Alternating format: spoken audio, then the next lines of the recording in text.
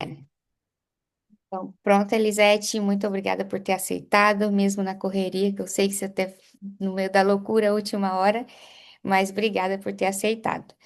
Elisete, antes de a gente começar, eu gostaria de contextualizar um pouquinho do nosso texto, né, do texto que eu li e por que que eu te chamei para participar. Então, eu li um texto de um livro que fala sobre políticas de pesquisa em contextos multilingües.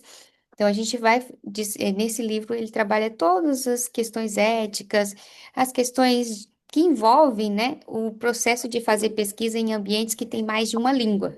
Então, a gente vai desde como a gente precisa se posicionar em relação à língua do outro, como o outro se posiciona ali, como o pesquisador vai observar aquele contexto multilingüe para poder fazer coleta de dados.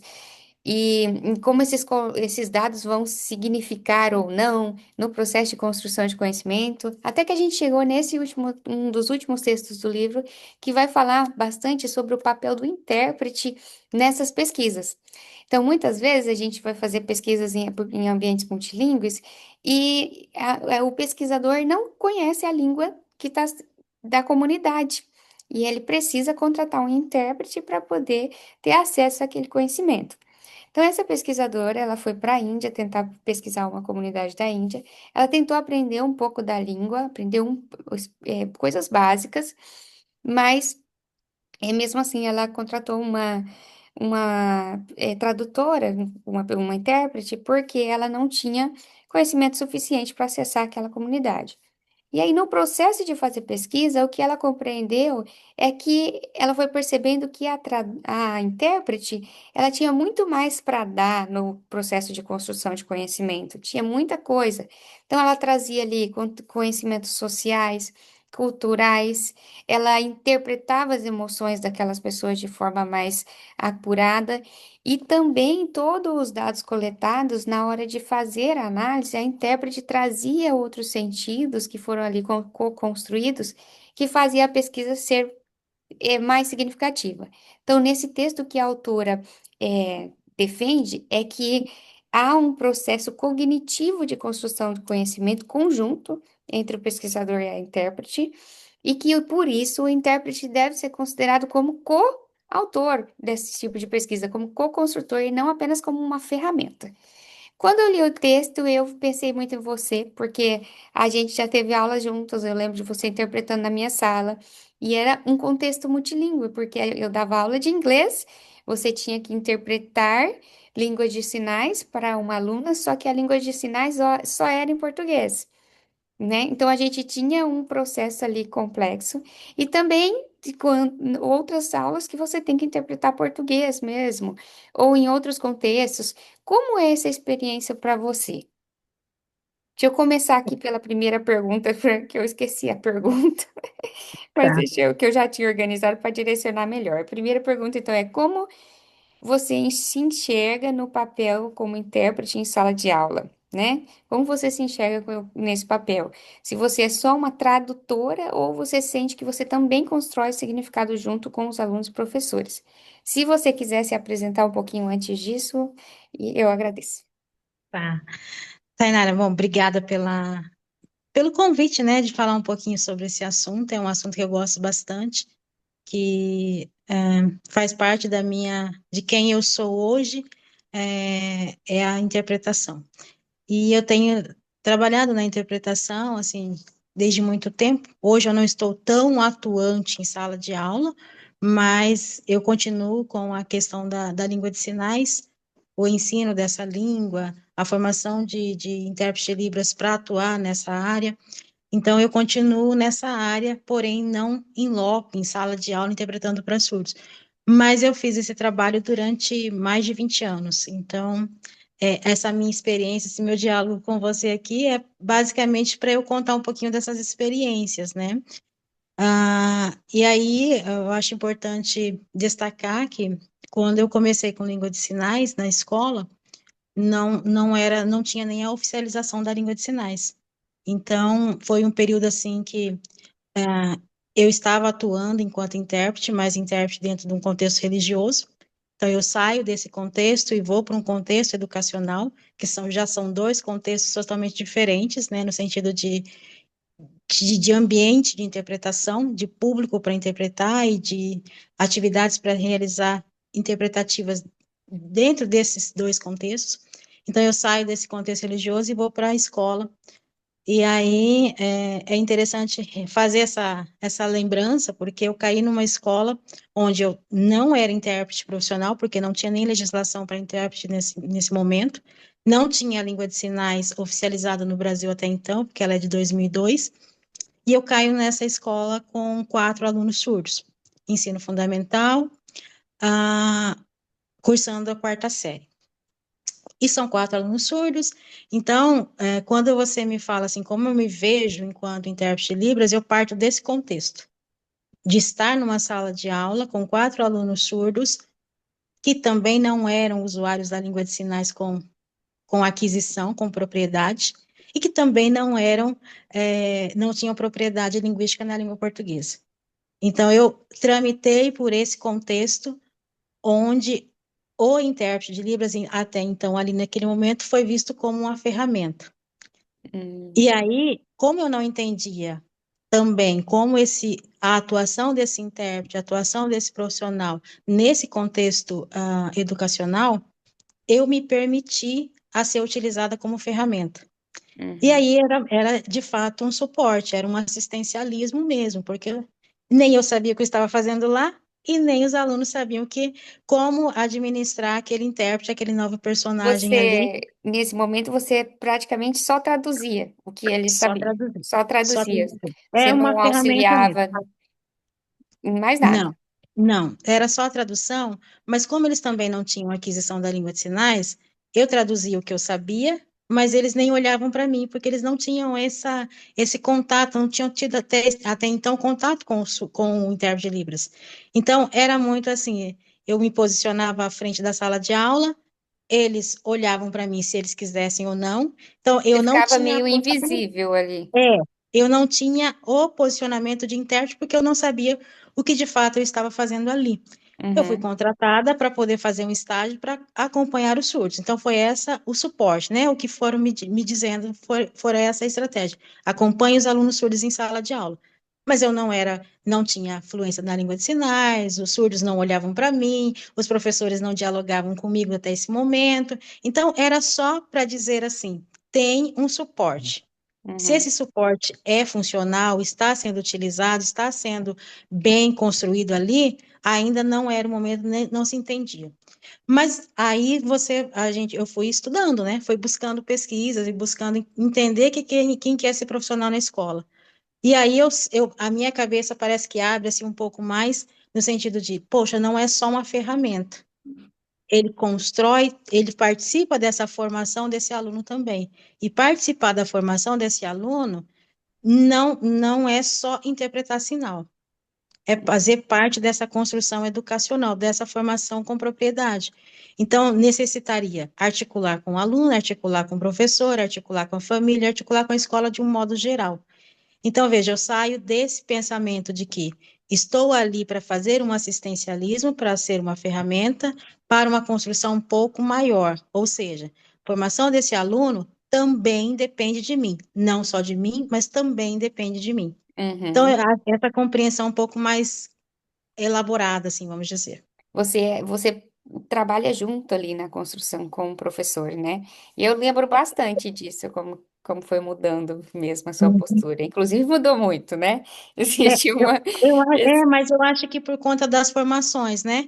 Quando Sim, você vai entendendo como esse sujeito funciona, do que esse sujeito precisa, que língua é essa que você precisa passar e ele precisa te fazer essa comunicação mais ampla um pouco, e como aí os o professores diálogo com devem o lidar com professor, isso. né? Eu, Aham, eu lembro que você falava comigo, olha, fica difícil quando você só fala, por exemplo, porque eu não entendo e aí a gente precisava pensar em alguma coisa escrito visual, ou visual. visual para a gente Uhum. conseguir acessar. Então, esse diálogo com o professor passou a ser feito mais, e aí a gente consegue ir alinhando e ajustando, né? Isso. Tá, você consegue contar uma situação em que você percebeu que, além de interpretar, você precisou negociar sentidos culturais, sociais ou até, às vezes, emocionais do aluno, porque você cria um vínculo com ele ali, para garantir Aham. a compreensão?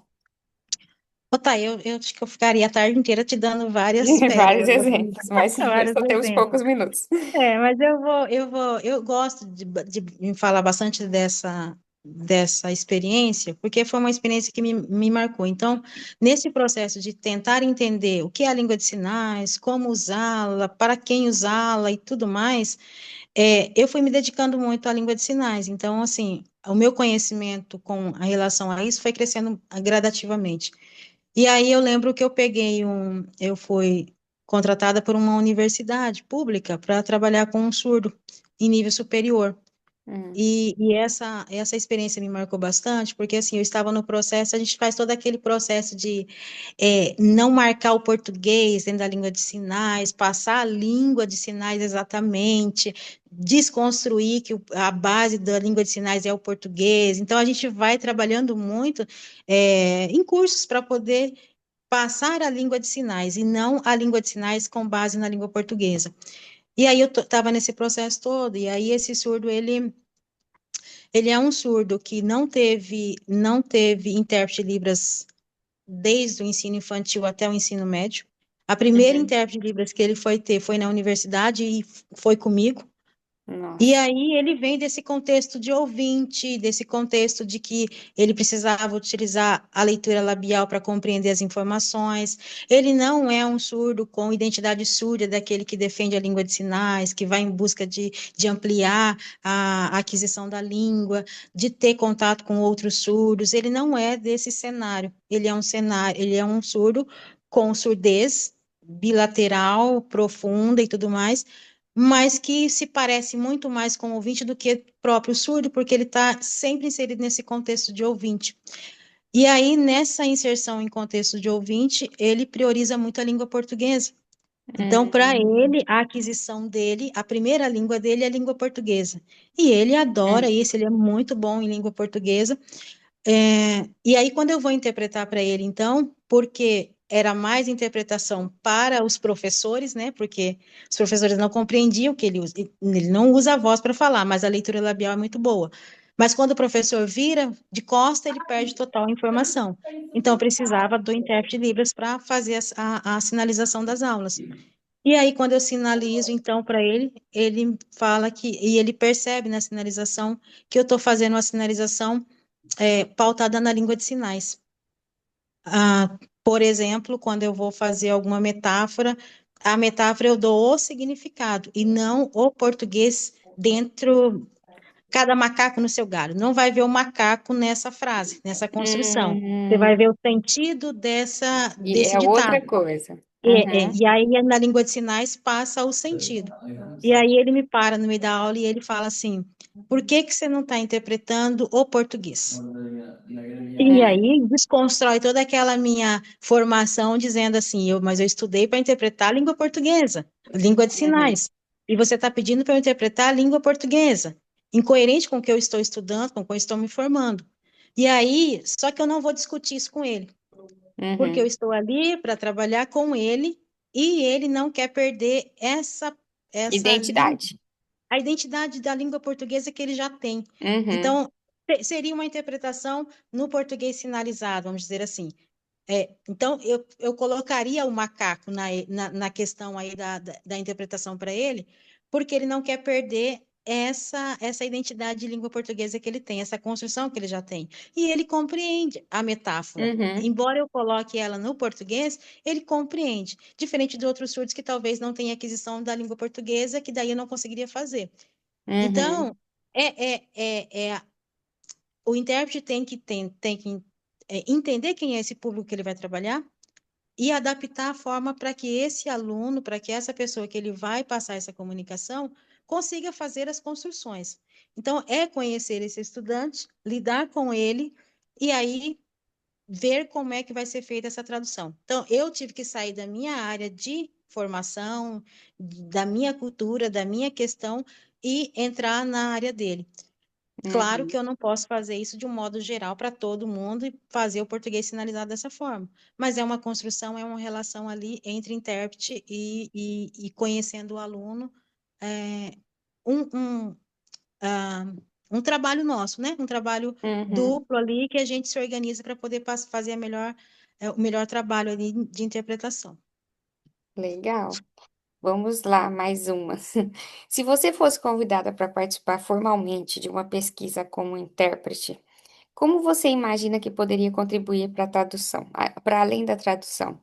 O que você gostaria que os pesquisadores considerassem sobre o seu papel? Então, vamos imaginar que alguém está fazendo uma pesquisa com surdos e precisa de uma intérprete. E aí, como você acha que seria o seu papel nessa pesquisa? Eu acho que nós precisamos partir por dois momentos. Se esse intérprete foi contratado para interpretar, ou se esse intérprete foi contratado para participar, Uhum, interpretar e participar. Porque se ele foi contratado para interpretar, é, fica difícil do intérprete se posicionar, uhum, mas ele tem que dar condições ali para que o sujeito surdo participar dessa formação ou dessa pesquisa e tudo mais. Então, entendendo que eu estou ali fazendo um papel de intérprete e o surdo precisa participar dessa questão,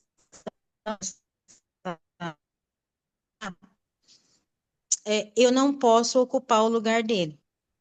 Eu uhum. tenho que prover ali os caminhos, ou utilizar algumas ferramentas de comunicação com ele, para levar ele a assumir esse papel de protagonizar ali um momento de fala. O momento é dele. Eu vou ser vista ali como canal de comunicação. Agora, se eu for chamada para esse cenário, para contribuir nessa pesquisa, aí eu vou trazer para dentro dessa pesquisa as minhas relações, os meus conhecimentos, os meus trabalhos com esse sujeito, e o diálogo vai ser norteado ou ser baseado com base na minha inserção. Então, daí eu assumo, então, o papel de fala nessa pesquisa. Então, Mas talvez tenha que entender os dois lados. Eu não sei qual dos é, dois lados você quer que eu marque vamos aqui. supor que mesmo que você seja contratada só como intérprete, normal, só para traduzir, né? E ainda assim a pesquisadora não entende algumas coisas. Então, você traduz e vai ficar ali algumas lacunas. Ao preencher essas lacunas, você precisa recuperar contextos, por exemplo, ou Uhum. recuperar o background desse aluno, ou recuperar, porque você, vamos supor que você, lembra o nome daquela menina ai, A Gabriele. a Gabriele, por exemplo. Ah, A Gabriele, a gente passou muito tempo com a Gabriele e alguém vai pesquisar a Gabriele. E aham, aí você está traduzindo tudo.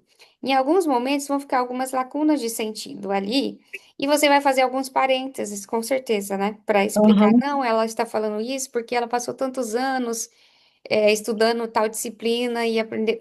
E aí você vai fazendo esses parênteses para aquilo que aquilo faça sentido para o pesquisador. Ao aham. fazer esses parênteses, você não acha que você já está contribuindo mais do que só uma. Então, ao longo da formação, a gente vai tentando entender onde é que a gente de fato pode atuar. O que que a gente Uhum, de fato pode fazer nesse cenário que se apresentou.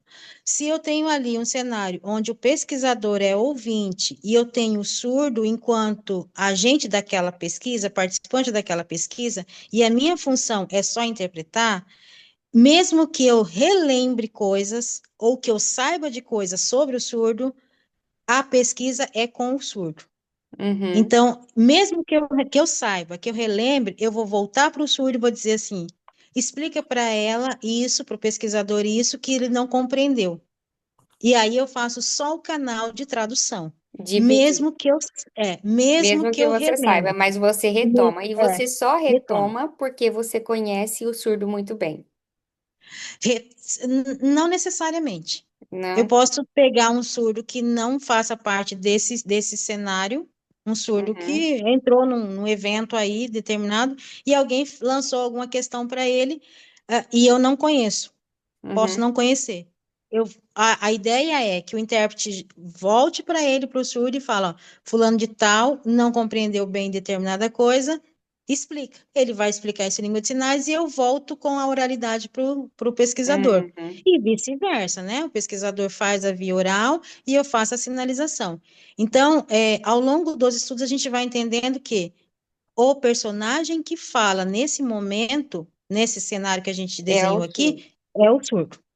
Sim, entendi. Eu sabendo, não sabendo, eu conhecendo, às vezes a gente sabe muito do surdo, né? Porque a gente tem bastante contato com ele. E aí, às vezes, as respostas que ele vai dar, a gente sabe que ficou faltando alguma coisa. Mas aí o intérprete pode, dialogando com o surdo ali, achar uma brecha para que ele retome aquilo. Mas não o intérprete falar, não, pode deixar essa parte aqui eu sei, deixa eu explicar para você. Não, Então, não. é isso que a gente vai, com a experiência, né, com a maturidade na língua de sinais, vai tentando. Então, deixar sempre o surdo que assuma o Sim. papel dele. Mas Por exemplo, é acontece mais ou menos isso. Tipo, a relação que você tinha com a Gabriele, por exemplo, era de longos anos. Você já conhecia de muito longe. ela. Aham, Aí você tá ali como intérprete e percebe que ela deixou de falar coisas muito importantes numa resposta da entrevista, porque você sabe o que ela uhum, viveu. Daí você uhum. faria mais ou menos esse direcionamento para tentar lembrar disso, alguma coisa assim? Então, a gente pode dar algumas pistas. Pedir para Algumas falar de pistas, novo, é, pode pedir para o pesquisador, para a pessoa que está fazendo determinada entrevista, perguntar novamente para ver uhum, se relembra. O que eu não costumo muito fazer hoje, e eu já fiz muito isso que você falou, o que uhum. eu não costumo fazer muito, muito hoje é dar essa resposta pelo surdo, mesmo que eu Sim, saiba. você não vai. É, Aham, mas instigar ele a relembrar alguma coisa, algum detalhe que é importantíssimo, pedir para fazer a pergunta novamente, contextualizar a interpretação de uma forma que ele compreenda melhor o que foi perguntado, uhum, colocar em tópicos, talvez a pergunta é muito elaborada, você colocar em passo a passo, em uhum. tópicos, para que ele relembre o que ele precisa responder. Então, isso tudo facilita na interpretação e na compreensão desse sujeito para a resposta ser mais assertiva. E eu acho que isso tudo tem a ver com co-construção do conhecimento, Sim, né? sim, sim, Porque sim, você, de certa forma, atua com. Não é um Google Tradutor, simplesmente. exatamente. É, É por isso é que mais que isso, né? por isso que eu disse, eu fiz essa linha do tempo para você, Uhum, porque lá no início talvez pudesse ser um Google Tradutor, é, uma ferramenta de tradução, mas é. eu não conseguia, no primeiro momento, levar o surdo a fazer essa construção, levar a escola a ter essa compreensão para construir também isso, e nem eu tinha isso construído em mim. Mas a Uhum, partir do momento que você vai entendendo melhor, aí você vê que você participa disso também. Que o que é. você faz ali não é só sinalizar vocabulário, palavras, frases, Uhum, não, é sinalizar um contexto, é uhum. sinalizar histórias, é sinalizar vivências, é sinalizar conteúdo, Emoções. Por exemplo, vamos emoções, supor, exatamente. você conhece que a Carol, esqueci, Gabri, a Gabriela. Gabi tem um problema muito grande. Você conhece a vida dela, você sabe com quem ela namora, com quem ele Aham, namora, você sabe de tudo. uhum, Então, por exemplo, se tem alguma questão muito específica, ou a forma como ela se relaciona com a surdez, não sei o quê, e vem uhum, alguém perguntar, talvez eticamente você poderia falar para essa pessoa não tocar num tópico X, porque você sabe uhum. que ela não vai gostar de falar de um tópico X, por exemplo, que eu imagino que é uma coisa que você faria, certo? É que nessa relação acaba sendo uma relação muito próxima. Muito próxima, sabe? É, não tem assim, às vezes o surdo não vai ter outras pessoas que utilizam língua de sinais, que ele possa se comunicar, que ele possa expressar o sentimento dele, as angústias, emoções, tudo mais. Quem que ele tem mais próximo ali, que Só. sabe, consegue conversar com ele? É o intérprete. Então, essa relação é muito bem-vinda, mas pode ser perigosa também, né? Porque às vezes o intérprete pode entender aquilo como meu aluno, Eu conheço Uhum. tudo sobre ele, você não conhece nada. Eu posso atuar enquanto professor com ele também, porque eu sei como é que ele funciona. Então, é perigosa.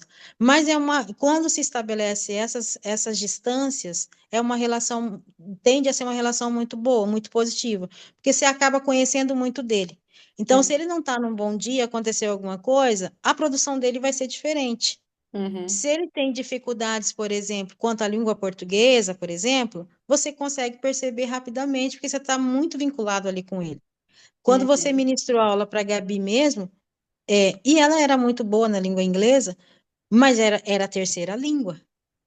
Então, É. assim, essas pistas, essas características que você vai percebendo no aluno que você está trabalhando, na pessoa que você está traduzindo ali, compõe todo esse cenário de interpretação.